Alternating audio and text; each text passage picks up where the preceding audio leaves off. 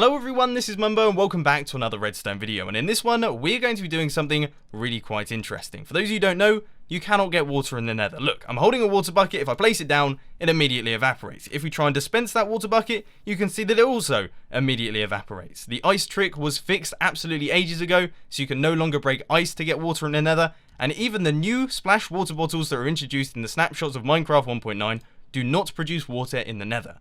Or at least so I thought, until I received an email from a subscriber that really did capture my attention.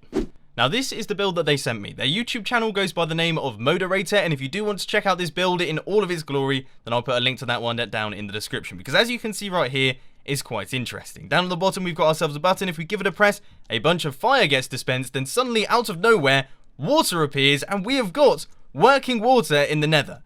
Now, as you can see, it doesn't stick around for particularly very long, and that is because of the way that this design works. Essentially, it uses these splash water bottles and fire to create water sources. Now, that is because if you throw one of these splash water bottles at a fire, it will create the tiniest bit of water that only sticks around for about 1 tick. But they have taken advantage of this using piston timings to allow it to flow down and create an actual water stream. Now, I'm going to be honest with you guys, I'm quite a big fan of the water in the nether concept. I really like the idea, so much so that I thought I would do some fiddling with the redstone contraption, try my best to make it more compact and also expandable, allowing you to get tons upon tons of water in the nether really quite easily. And I have to say, I'm pretty proud of what I've come up with here. As you can see, we've got a bunch of dispensers next to one another. These are all going to be dispensing out water. So if you just head over here, flick this lever, that will activate the redstone clock and fire up the entire mechanism. And here we go. We have got ourselves a large quantity of water running down, and it just keeps on flowing out. We've got ourselves a constant water stream here.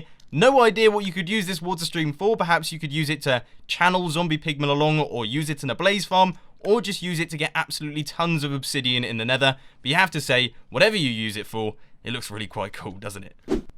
So, ladies and gentlemen, it is now around about that time in the video where I really struggle to explain what's going on with the circuitry. But I'm going to try my best today, so here we go. First off, you need to see how this all works. So, we light the fire, we threw the splash potion, and did you see that tiny bit of water?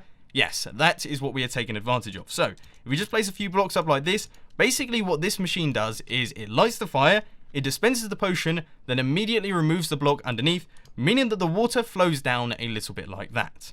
So that's how the top part works. Now the bottom part, it does the same thing again, but it doesn't remove the block. Instead, it lets the water stay there, and the two water sources combine. Because the top water source falls on top of the other one, it combines, creating a slightly larger water source, which is able to flow off the edge, and just like that, we've got ourselves flowing water in the nether. Really quite simple, but it involves some fairly complicated and precise redstone timings. Now I know what you're thinking, I really want a tutorial on this design, I want to get loads and loads of water in the nether, I want to convert my entire lava floor into obsidian, but unfortunately, I'm assuming that Mojang are going to be patching this really quite soon. We are still in the snapshots, and sadly that means that bugs are occurring, and this is definitely a bug, and it's definitely going to get removed before the official Minecraft 1.9 release. But anyway, I just thought I'd show it to you. I thought it was really quite cool. If you have enjoyed this video, please be sure to hit that like button, and if you really loved it, then make sure to subscribe. But thanks for watching, guys. This has been Mumbo, and I'm out. I'll see you later.